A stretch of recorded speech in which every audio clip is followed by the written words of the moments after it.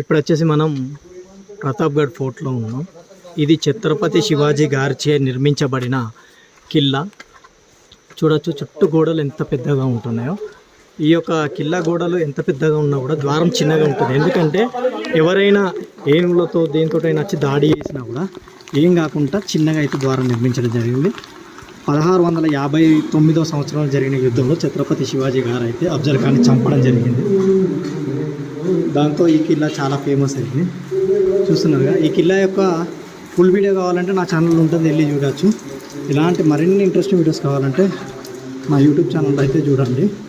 ఈ కిల్లాకు సంబంధించిన video link అయితే కింద పెడతా. ఆ లింక్ క్లిక్ చేసి అయితే పూర్తి వీడియో అయితే చూసేయచ్చు. ఇంకెందుకు ఆలస్యం, వెళ్ళి చూసేయండి. అద్భుతంగా అవుతుంది కిల్లా. వర్షం ఉంది కానీ ఈ జర్నీ మాత్రం నెక్స్ట్ లెవెల్.